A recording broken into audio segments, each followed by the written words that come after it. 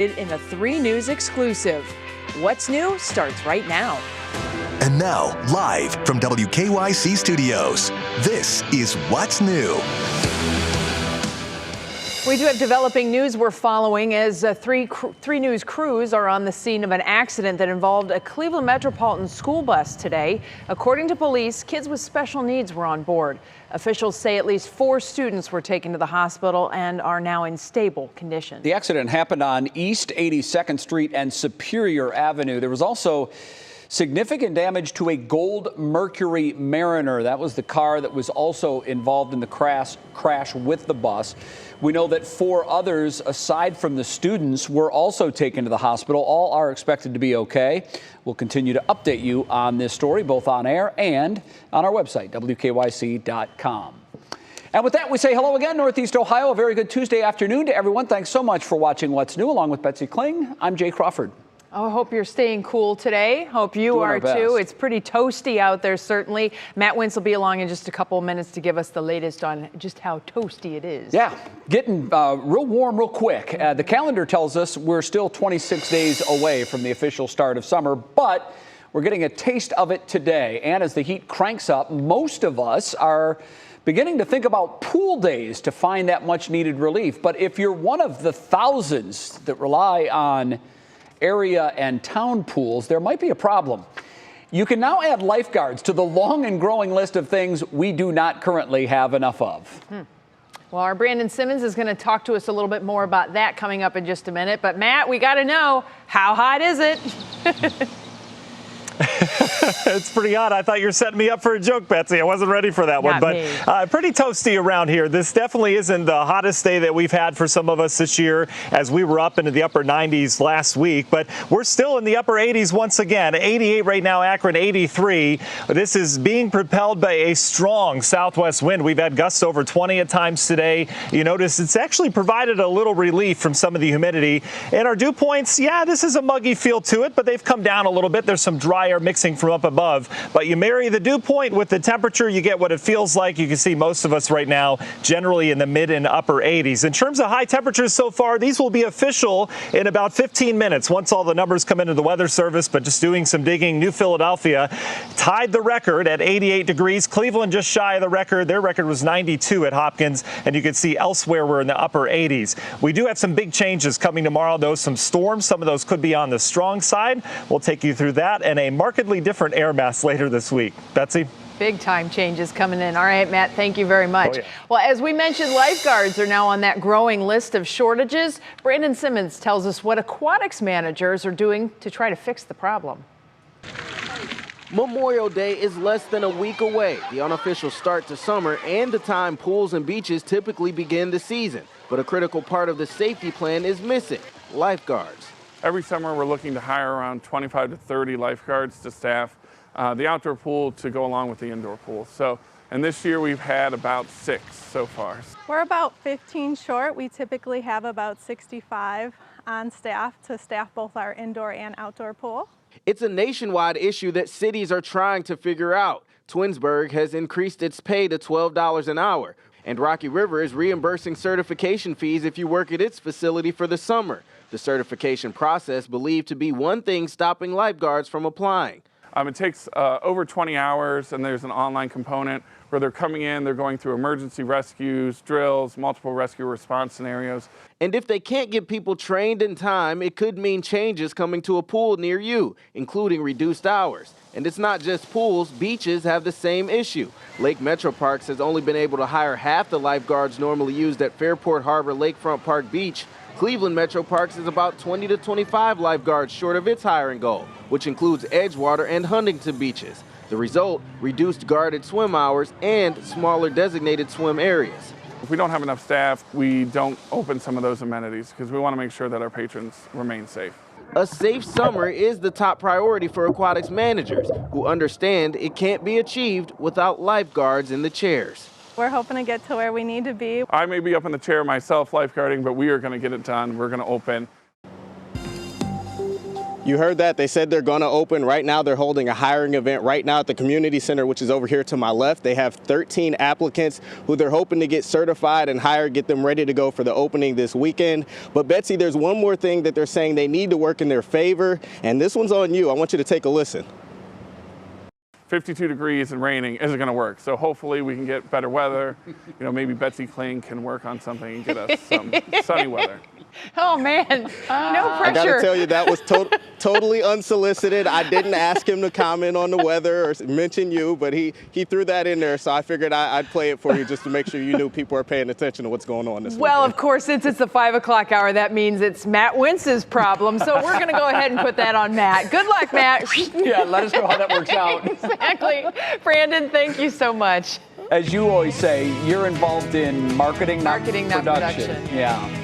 Okay, now on your feet at 5, we have yet another vaccination incentive/thank you event to tell you about tonight. This one centers all around a free rock concert. It's actually a great idea. Senior health correspondent Monica Robbins joins us now with the exclusive announcement. Monica, good afternoon to you. We spoke earlier today about this. I think this is just a terrific idea. Tell us about all the details.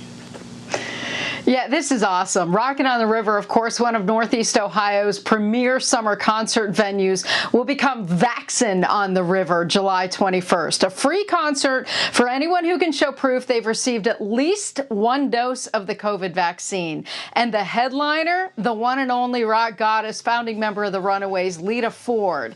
This vaccination celebration is a partnership between the Lorain County Health Department, River Concerts, and Mercy Health Lorain, who is making all of this possible as a way to say thank you to people who received the vaccine. And don't worry, if you didn't get yours by then, Lorain County Public Health will be there with a vaccine clinic too. We just want to give something back. We want to see people get vaccinated and people going out. So we formed this coalition to have this free concert. It seemed like a natural partnership between the great work that we've already been doing with Dave Koval and his team at the health department throughout this entire pandemic, trying to keep people safe, trying to keep people vaccinated, to now transitioning into a day where we might actually be able to celebrate outside, in a family-friendly environment and celebrate folks that have been vaccinated. Again, the concert takes place July 21st. It's a Wednesday. Doors open at 5 p.m. for those who want to come early and get vaccinated. They also have a great opener, the Michael Weber Show, who won MTV's Amazingness show in 2018. His band will take the stage at 6:30, and Lita, of course, takes the stage around 8:15, 8:30. This is an amazing venue for families, and if you are vaccinated or willing to get one at the venue, you will be going to see that show for free. All you need is a blanket, a lawn chair, and your vaccination card, Jay. I think it's outstanding. And I also want to share this little tidbit about Monica with our audience. Everybody knows Monica is our resident rocker here at 3 News. Lita Ford was one of your big inspirations back in the day. So this has to be exciting for you, right? Yeah, her and Joan Jett. I was a huge fan of the Runaways. Had the poster on the wall, the whole 9 yards. So yeah, I'm really excited about this. I will be there, I can tell you that. Yeah, it was cool too. I saw the video that we showed there with the rock ballad that she did with Ozzy Osbourne, Close My Eyes Forever. That's a late 80s classic, and I think a lot of people are looking forward to it. Monica, thanks for the details. We appreciate it. Sure. We have more good news, too, on the COVID vaccine front. Today, Moderna announced that its vaccine is 100% effective for kids ages 12 to 17. The company says there were 4 cases of COVID-19 in the placebo study group. There were 0 cases in the vaccinated group 2 weeks after the second dose. Moderna plans to submit the data to the FDA in early June.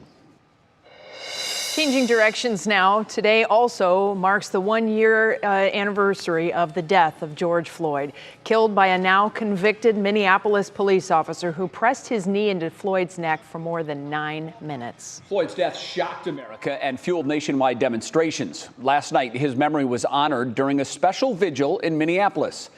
And tonight, our Mark Namick shows us how that tragic day continues to change Northeast Ohio and our nation.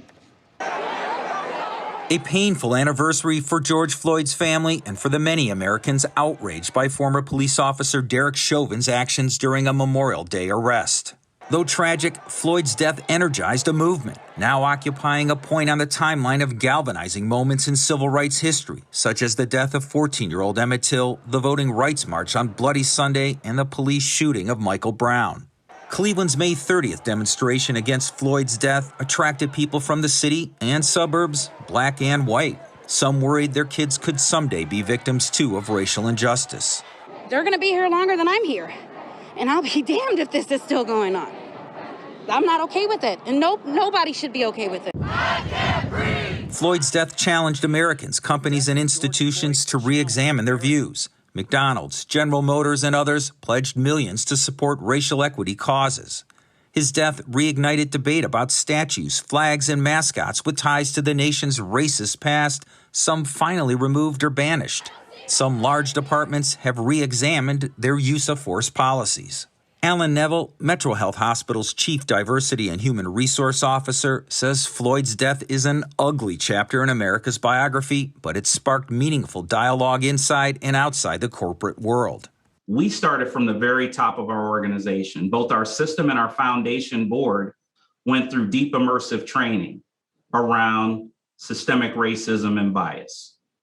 And we literally ripped the Band-Aid off and showed very graphic images, had very uncomfortable conversations to get us to that point where we began to listen with empathy. In April, a racially diverse jury found Chauvin guilty of murder, a decision cheered by many as long overdue accountability. But America is far from a full reconciliation, a racial wedge now deeper in some aspects of life, most evident in politics. Republican-backed bills claiming to add needed election safeguards, raising concerns they will restrict voting opportunities among people of color. And more recently, some states pushing for limitations on racial inequality education in schools. I will see all these young people. Jerome Baker, an activist and housing program manager at the YWCA, has spent years battling economic inequality in the city's central neighborhood. He's not surprised that some are unwilling to embrace change. But unfortunately, there are a lot of people who still want to hold on to the system of what has benefited them, right? And that speaks to the legal system. It speaks to our Supreme Court. It speaks to the different laws that has been introduced to try to maintain how things were. It speaks to people still wanting to fight to keep things as they are. It was here where some used Floyd's death to justify vandalism and rioting that left millions of dollars in damages behind and took the spotlight from the real demonstrators. But these were the easy scars to repair, unlike the lasting scars of racial injustice. I'm Mark Namick, 3 News. Mark, thank you. Attorneys for Tamir Rice, the mother of Tamir Rice, have asked the Ohio Supreme Court to not consider the police union's effort to get Timothy Lohman reinstated as a Cleveland officer. You remember Lohman shot and killed 12-year-old Tamir Rice in 2014 as he was holding a pellet gun. Lohman was not indicted in the case, but was later fired for lying on his job application. In a broadcast exclusive, our Russ Mitchell spoke with Samaria about the union's effort and Lohman. Timothy Lohman, the now former police officer who shot your son, killed your son right here, is once again trying to get his job back through the union. I'm appalled off of that. Well, I don't understand how they keep wasting taxpayers' money, even if it is the union's money. Why would you keep wasting the money on this bad officer, period? Well, I don't think he should never be able to get a job in law enforcement again because he lied on his application. So how you going to trust him if you're lying on your application and then knowing that you shot my son or shot him like willingly? It was a willful intent. His union, if they were here, would say, okay, he was never convicted. That's what the union would say. But let me ask you this. If you could speak to Timothy Lohman like you're speaking to me right now, what would you say? I would just let him know that his career is over in law enforcement and he should find something else to do. I would let him know that. And hopefully, God will spare you and have mercy on you when that day comes. The Cleveland Police Patrolmen's Association attorney Henry Hilo responded to the brief filed by Rice's attorneys, saying, quote, "The issues raised in the amicus brief are not the issues being considered by the Supreme Court," end quote. Tonight at 6, Tamir Rice talks to Russ about George Floyd's death. Still ahead for us on what's new, Matt. No doubt it's a hot one, but are these high temperatures here to stay? Boy, good question, Jay. The good news is today's going to be our peak temperature-wise. Live look at CSU cam right now, a very summery look to Cleveland here this afternoon, and that will continue tomorrow. Your outdoor dining forecast this evening looking great. If you can take the heat, again, inside is okay too. Temperatures dropping back from the 80s, eventually into the upper 70s this evening. But we've got storms tomorrow. We'll detail that coming up. All right, Matt, we'll catch up with you in just a couple of minutes. We're also going to be telling you about a piece of sitcom memorabilia kept secret for nearly 20 years. We'll show you Sarah Jessica Parker's Carrie keepsake and have details on a Sex and the City reboot. That's coming up in your pop break.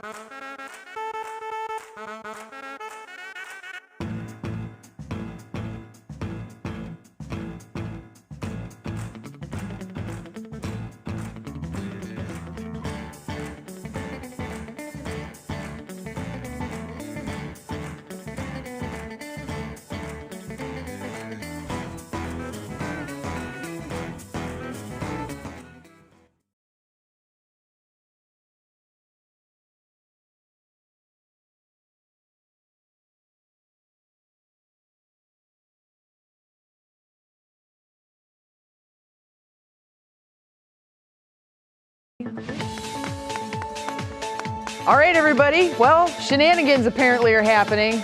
Not quite. There we go. All right. So I've been informed that I'm doing weather.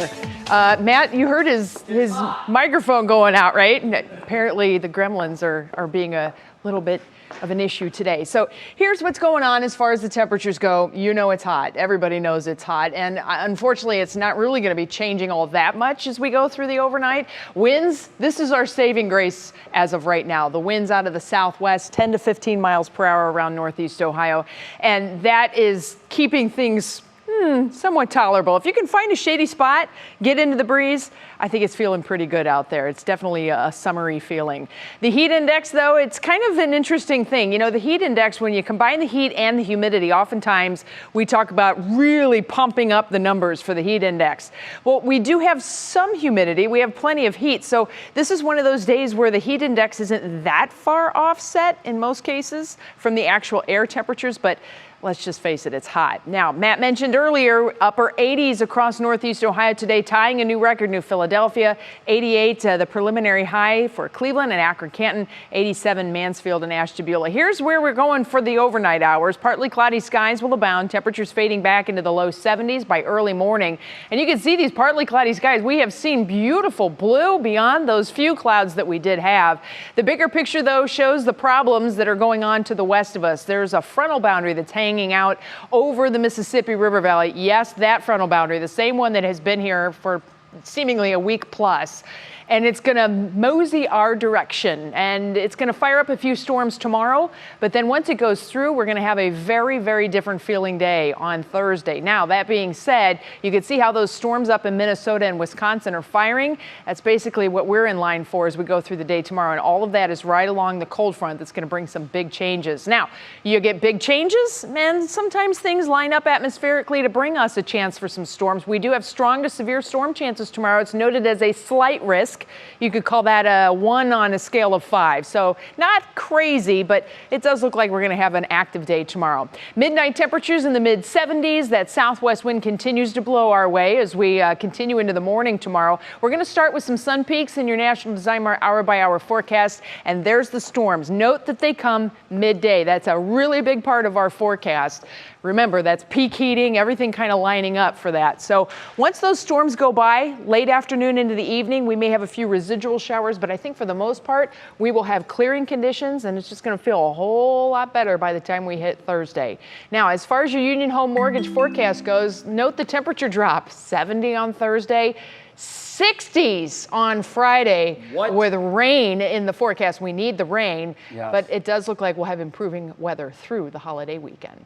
60s. Okay, good. That'll feel good, actually. And you're welcome. It will be nice. Yeah, thank you very much. Okay, they'll be there for you. You know the theme song. And they'll be there in 2 days. What's new with the Friends reunion and what some cast members want you to take away from it? That's coming up in our pop break. Plus, cooling off. You got to see these Bears. We'll tell you where it was where they decided they would crash a graduation pool party.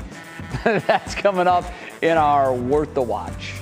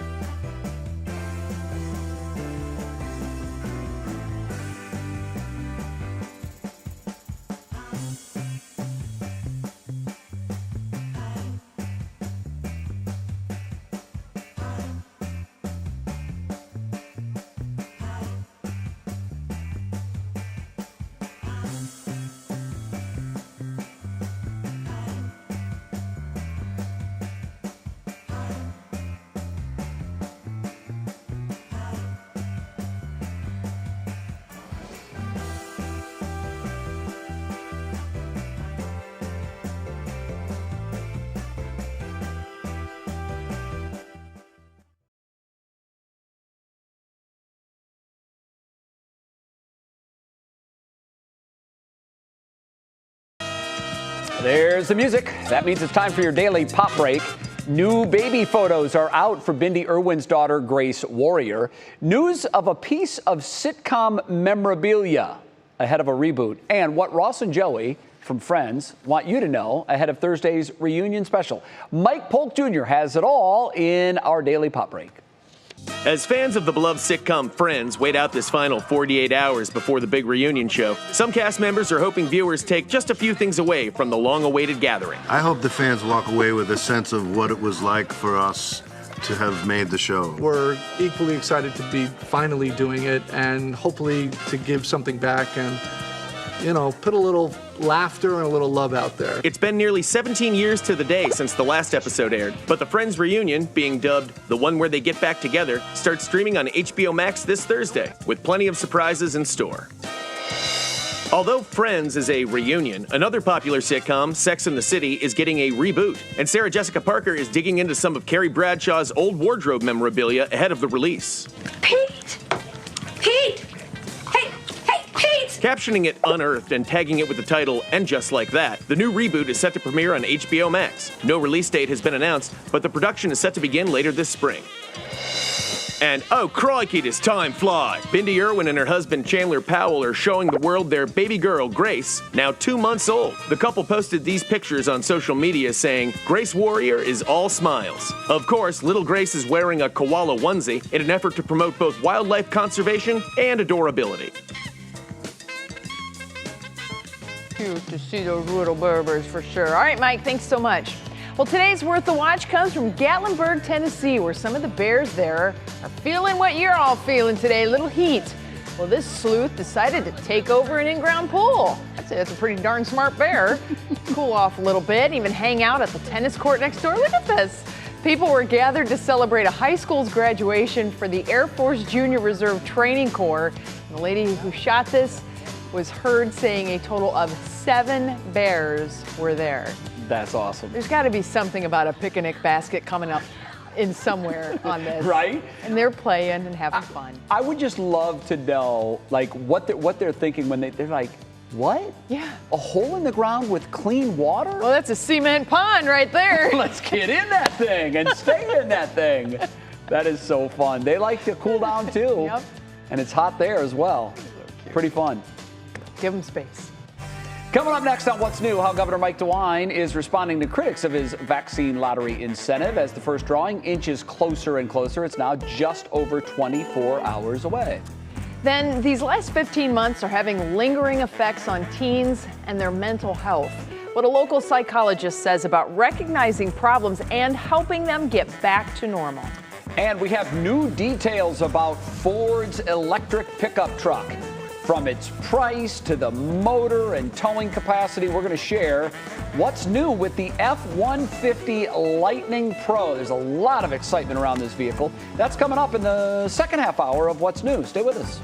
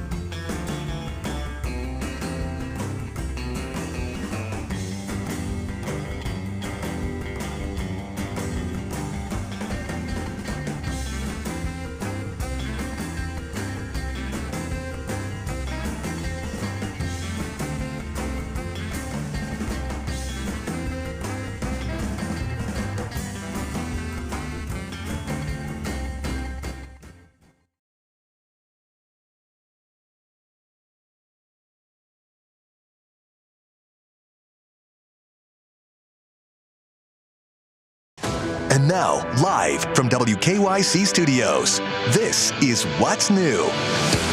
It's 5:30. Let's get you caught up with 3 things you need to know. First up, today marks 1 year since George Floyd was killed by former Minneapolis police officer Derek Chauvin. Floyd's death fueled nationwide demonstrations. Right now, there's a rally in his honor at Market Square in Cleveland. This is one of several events happening nationwide. Floyd died after Chauvin kneeled on his neck for nearly 9 minutes. Chauvin was convicted of second-degree murder, third-degree murder, and second-degree manslaughter. Governor Mike DeWine is responding to Vaximillion critics, saying he will veto a bill that would block the program. Currently, Republican State Representative Jenna Powell is drafting legislation to halt this program. Lawmakers on each side of the aisle claim it is a waste of taxpayer money. Some of them say the money should be used elsewhere, like responding to the ongoing crisis. And as pools begin to open for the season, they're running into a bit of a problem. Not enough lifeguards. At this pool in Twinsburg, the aquatics manager says they're looking to fill up to 30 positions. It's actually a nationwide issue that cities are trying to figure out. Lots of lifeguards let their certifications expire during the pandemic when all the pools were closed. Well, now if pools can't get enough people trained in time, it could mean reduced hours. Beaches having the same problems. Cleveland Metro Parks tells us they're about 25 lifeguards short of its hiring goal for the season. Lots of job opportunities there, and they will, in some cases, pay for you to take the certifications to get it all tidied up. They need your help, so if you have those skills, definitely We could hire those bears from Tennessee. Yeah, right. Well, it certainly would help people stay out of the water at that point. That's very true. Kind of the opposite of everything. Yeah. So thank you so much for staying with us. I'm Betsy Kling alongside Jay Crawford. So I'm 55 going on 13, Bets. I know. I told you that I was an idiot over the weekend, was outside the entire weekend, no sunscreen. I'm burnt to within an inch of my life, and I have raging poison ivy. How'd you get poison ivy? Woods work. Oh my God. Yeah. So sunburn plus poison ivy. Yeah, I'm telling you. I'm sorry to laugh, but that's pretty bad. Yeah, I know. The last time this happened to me, I was like 13 years old. Are you like on massive amounts of Benadryl or something? I don't even know who I am anymore.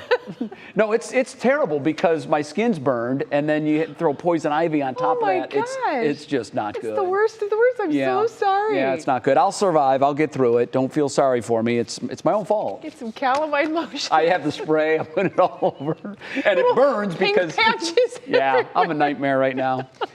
All right, let's begin our half hour here at 5:30 with you. Time for our top talker. May is Mental Health Awareness Month, and today we're focusing on teens' mental health because, as we know, so many of them have been affected by the world events of the last year. It's been hard for a lot of folks, but teens, their entire lives were upended. Well, a recent Children's Health poll shows nearly 50% of teenagers suffered from mental health issues during the pandemic. So in his latest Doing Double Duty segment, our Matt Wintz talked to a local psychologist on how to recognize problems in our young people and what we can do to help. Now more than ever, establishing good communication patterns with our teens is really important. Isolation, being cut off from peers, remote learning.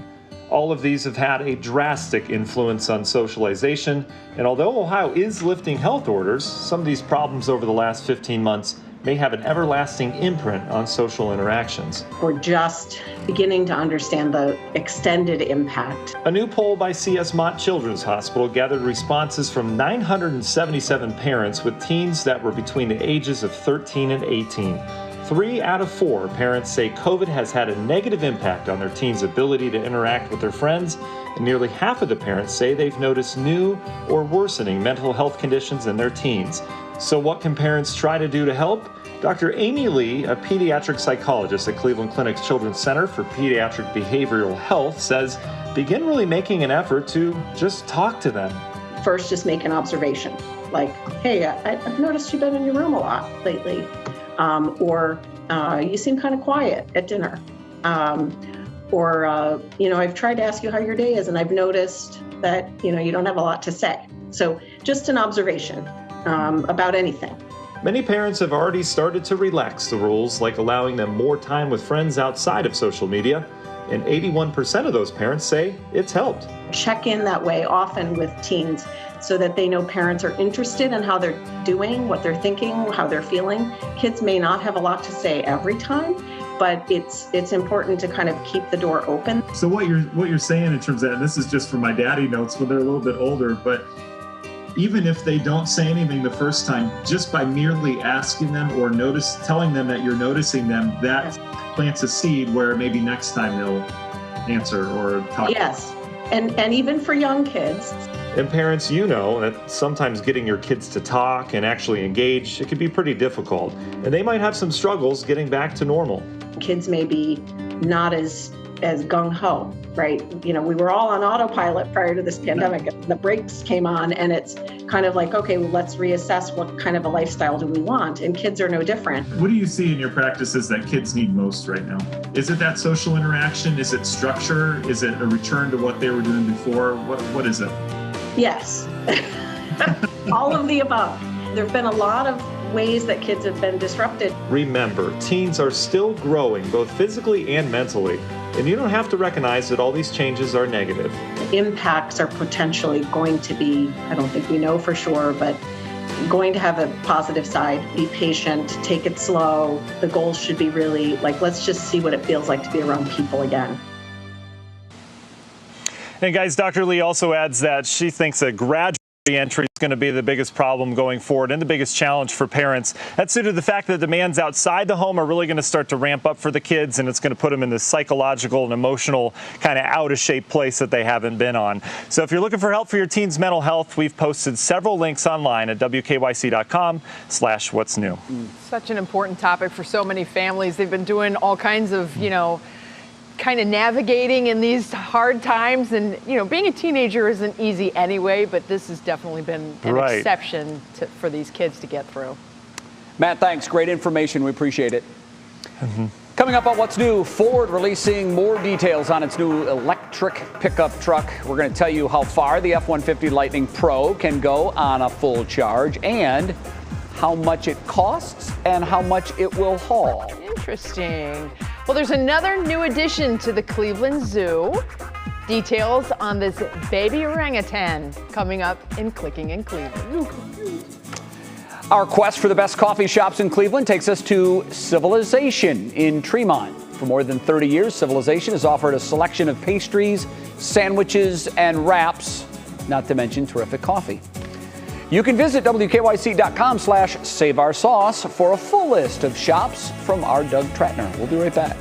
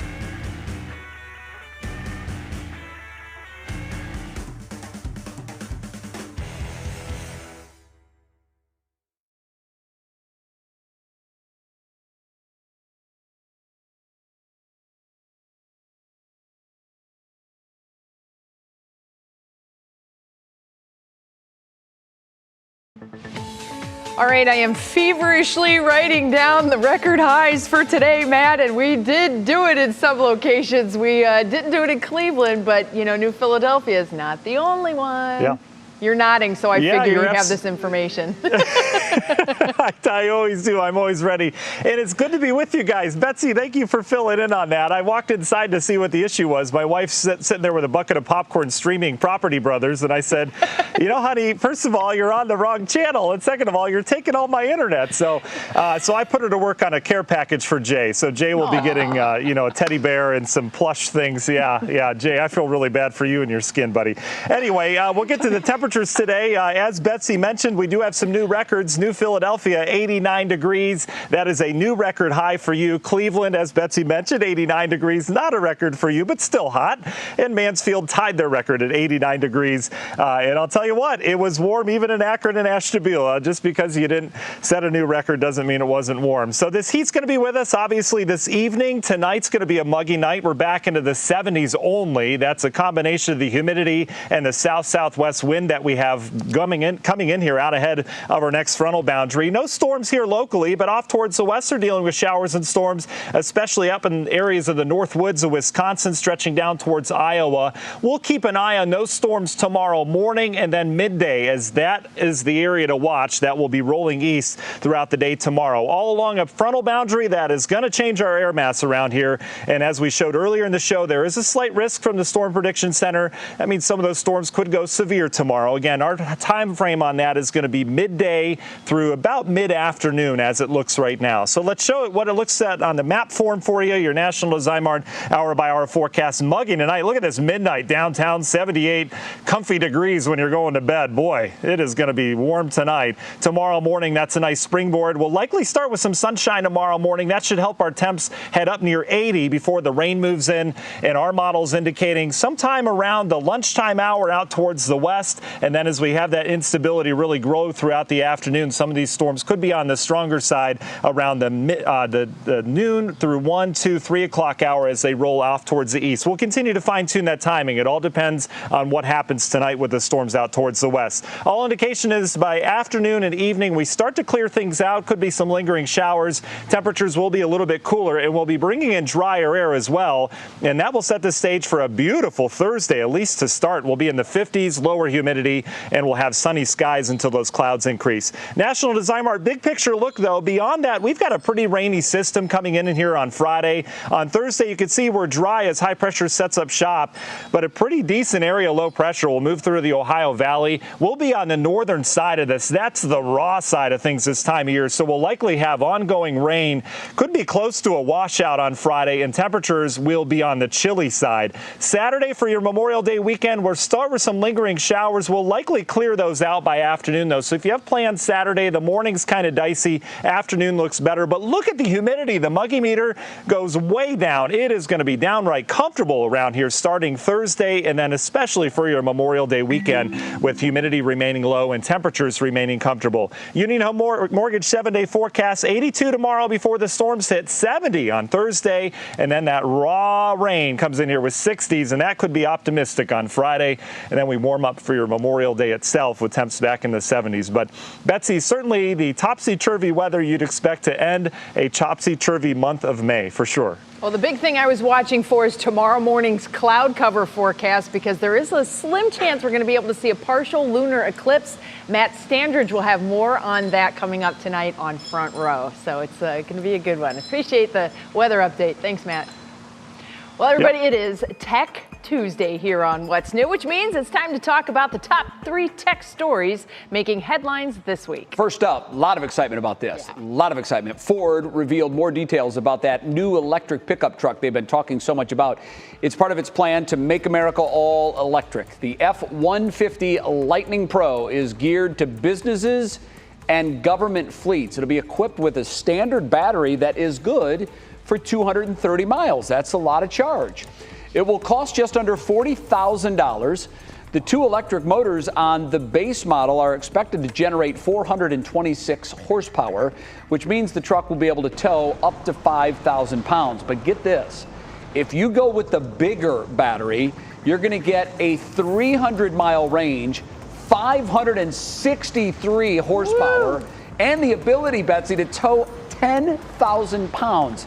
It will cost you $10,000 more, so the ticket will be about $50,000 for that one. Ford expects U.S. sales of electric pickups and vans to reach 1 million by the year 2030. It's a big, hot thing that's certainly coming on strong.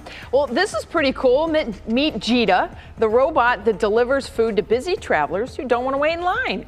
Customers can go to a website or scan barcodes throughout the airport to place an order with a restaurant.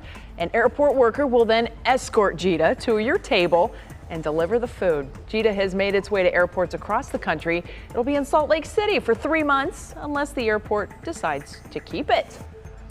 And Apple users, the company released its latest operating system yesterday. According to CNET, 14.6 comes with a few new features, like new ways to find lost AirTag trackers.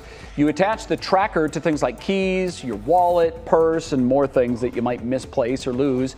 If you lose any of those items, your phone will help you find it via Bluetooth, much as we use the Find My app right now for things when you lose and they're already tracked by your phone. This upgrade allows users to leave an email address instead of a phone number if someone finds your lost items. That's kind of cool. Also, it launched the Apple Card family.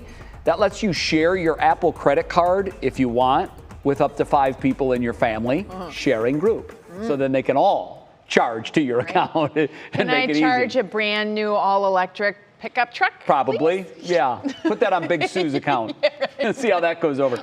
Okay, so I have one comment on the little robot that delivers your food. So the robot will be escorted by an airport employee. Right. Why do you need the robot? I don't know, probably because it's fun and cool.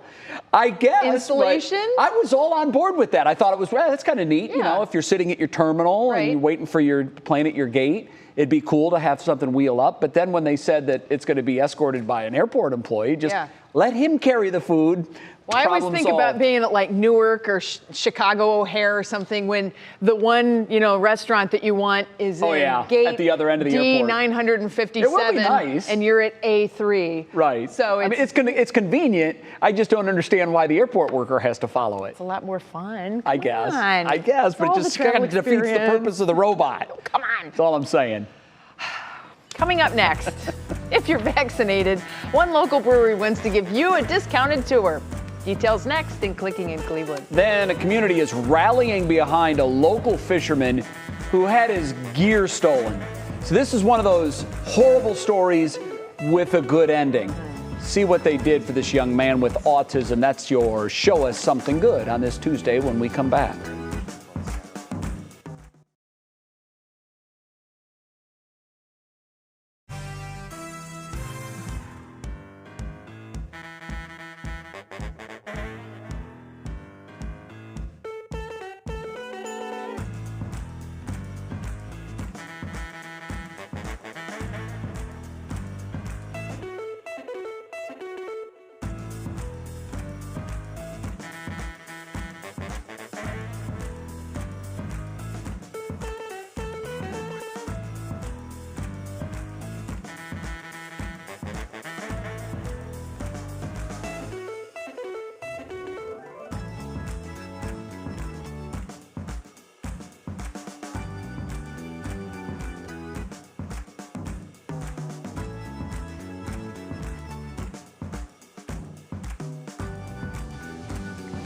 Mike check. The Browns could maybe trade for wide receiver Julio Jones if people get their way.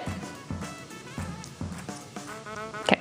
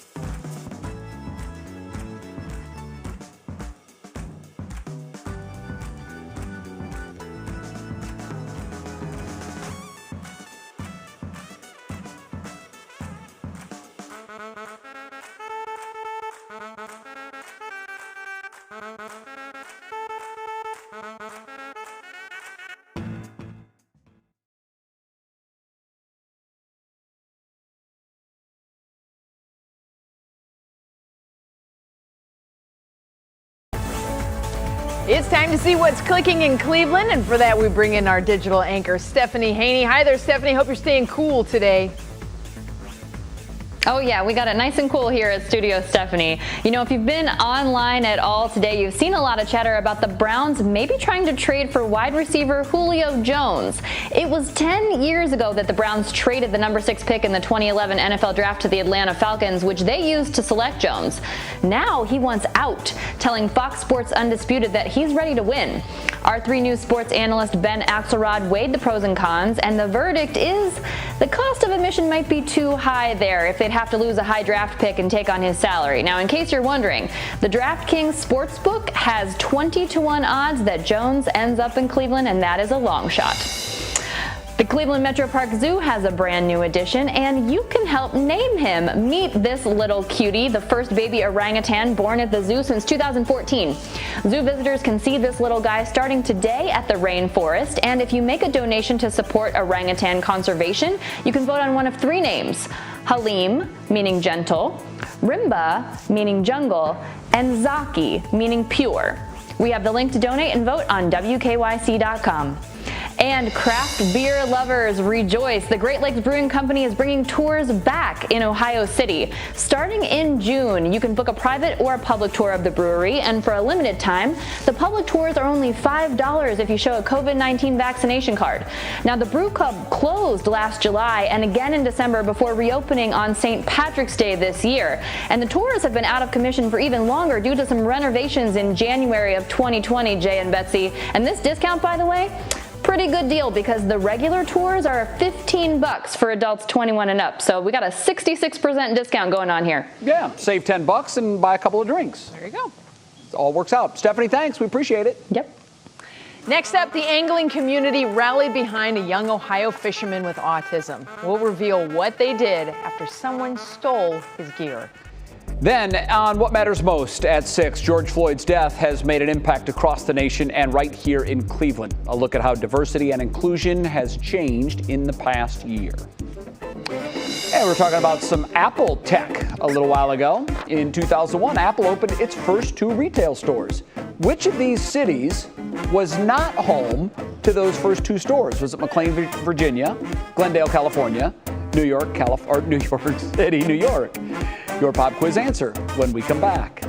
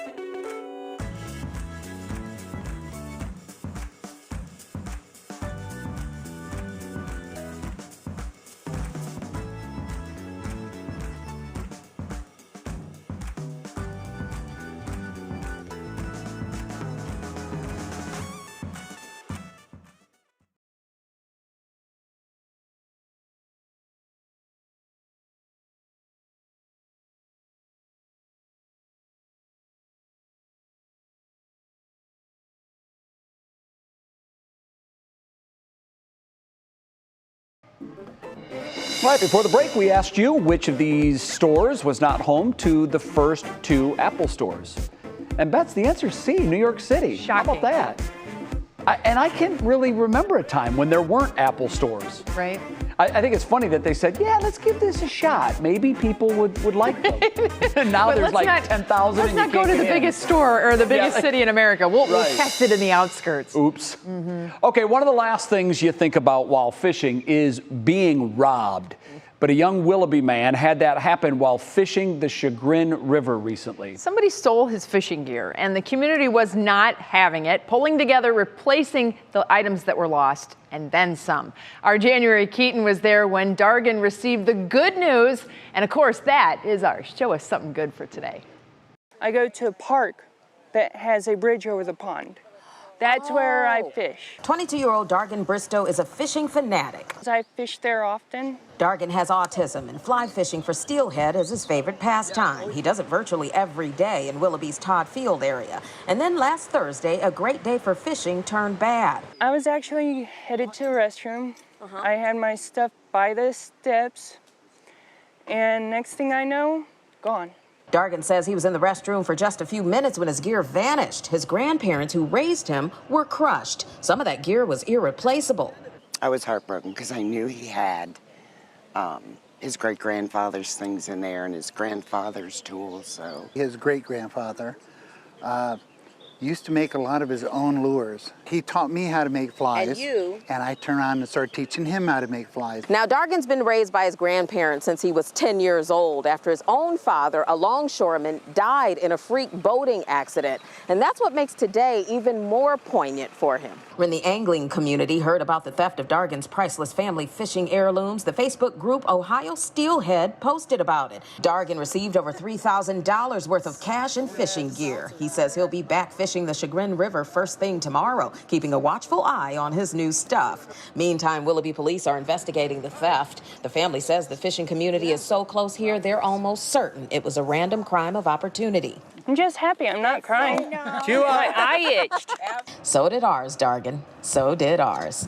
January Keaton, 3 News. All right, Dargan, we're glad you've got new gear. My hope is that whoever took it saw this. Please return that box. That's got things in it you can't buy. Especially those hand-tied lures. Those are precious. Sentimental. Heirlooms. Definitely. We're out of time. Back tomorrow at 5. We hope to see you again then. What matters most with Russ and Laura starts right now. 1 year later. It's awesome. It's beautiful because this is Floyd. This is him. George Floyd's death sparked a movement throughout the nation. A look at how he is being remembered. Workforce impact. Diversity experts weigh in on how George Floyd's murder changed Ohio companies and the work that still needs to be done to be more inclusive. Trouble on the water. What we've learned about the collision between 2 Cleveland tour boats and the video being shared all over. And pool problems. As the weather heats up, community pools across Northeast Ohio say they may not be able to open. The latest on the nationwide lifeguard shortage.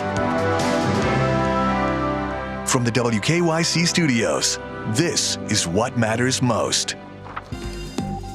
Today marks 1 year since the death of George Floyd. May 25th, 2020 set off months of civil rights protests across the country and put a new focus on police reform. This is a live picture. Right now, Cleveland community members and activists are gathered in Market Square in Ohio City for a rally in memory of George Floyd. And good evening. Thanks for joining us. I'm Russ Mitchell. And I'm Laura Casho. It was a 9.5-minute video showing then police officer Derek Chauvin kneeling